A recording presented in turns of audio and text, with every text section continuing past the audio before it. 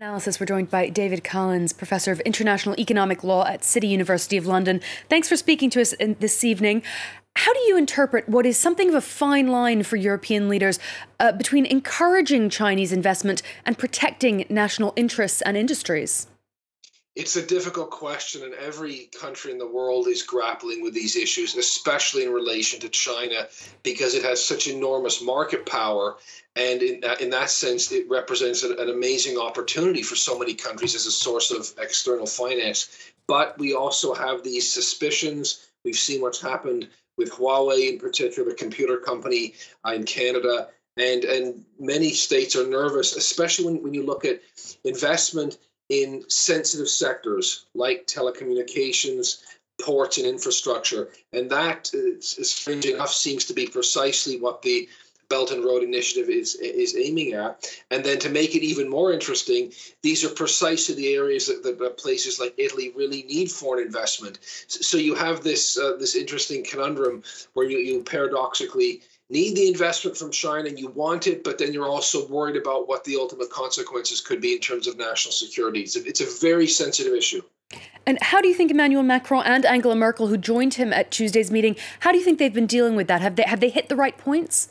Well, what Macron has done, I think, is entirely symbolic, and what he has done is by, I mean, as you probably realize, President Xi had originally intended to meet Macron one-on-one, bilaterally. This is France-China, and Macron said no. In fact, this is basically an EU meeting, so he invited Angela Merkel, and he also invited one of the EU leaders as well, very much saying symbolically, you don't deal with France one-on-one, you deal with Europe as a superstate, which was the exact opposite with what we saw in Italy, which was very much a one-to-one. And I think the reason for this is obvious. The message is that the EU is much larger, much stronger, and has if there is indeed a unified front, then it's the kind of place that China can't take advantage of. And we didn't see that with Italy. So the message is very much, don't mess us around, I think. Now, we heard a lot of talk about reciprocity.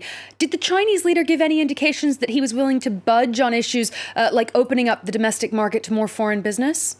Oh, I think very much that was part of it. And my understanding is that there were a number of contracts signed, at least with the Italian prime minister, in relation to Italian companies operating overseas. I think there was something to do with a wind farm.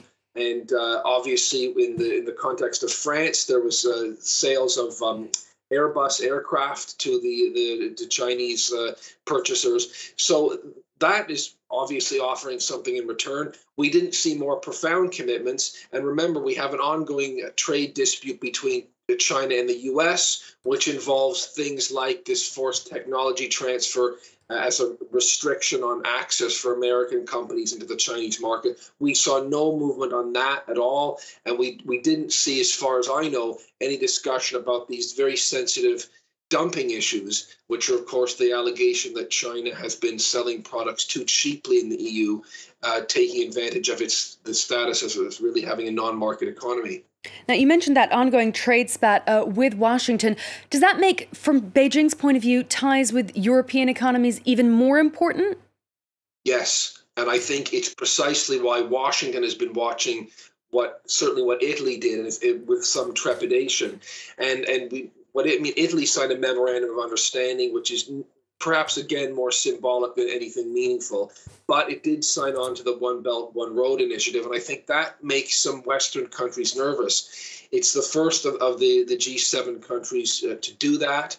Australia turned down the One Belt, One Road initiative. And I think this is making a unified Western front, if you want to include the U.S. in that, look a little shaky. And I wonder, is China's strategy something of a perhaps divide and conquer approach?